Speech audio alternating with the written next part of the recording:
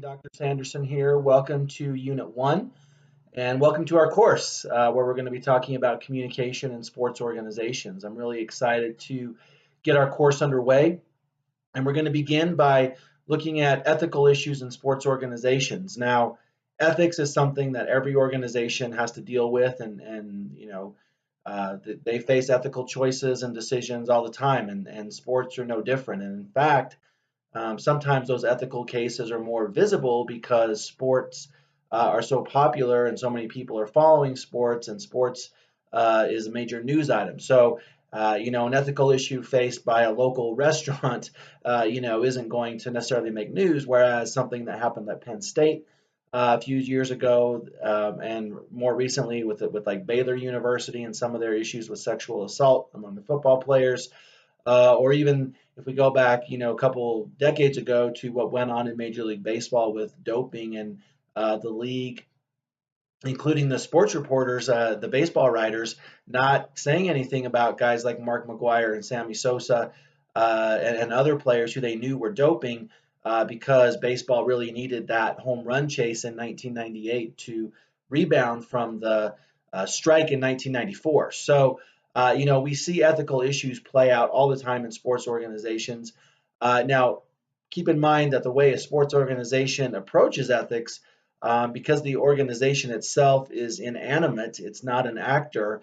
The leadership is the one, their ethics, their decisions are the ones that, kind of tell us what the organization's ethics are. So, if we're looking at the organization's ethics, it's really the sum of the individual ethics and choices that are made by, the owner, the general manager, the athletic director, the head coach, and we're looking at intercollegiate athletics, university presidents as well. So there's a small group of people that really kind of shape the ethics of the organization. So if we just look at some in the lecture and in the materials, you'll look at some different ethical issues in sport, but gambling is one that's kind of in the news a lot right now.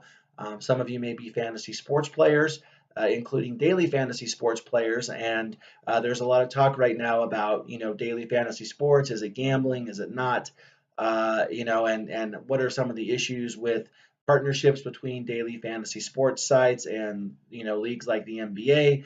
The NBA, in fact, has kind of been very vocal about trying to get some form of sports gambling legalized, which you would never have seen a league do that probably 10, 20 years ago. But we're seeing leagues kind of be more open about, gambling and sports wagering. So that's kind of something to watch. Another more kind of current ethical issue that we're seeing is players and coaches speaking out on social and political issues. So, when some of you, most of you probably followed what happened with Colin Kaepernick last season.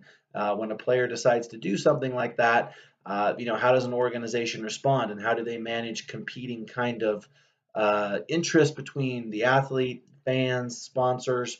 And that can, those can be ethical decisions as well in terms of, are you going to discipline a player because they made a political comment?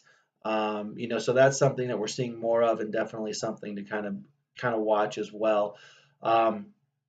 So in this unit, really there's two discussion forums that you're going to be asked to complete. The first one is simply an introduction discussion forum that's going to kind of introduce you to myself and the rest of the class. And then the second discussion forum is going to ask you to talk a little bit about ethics in sports organizations.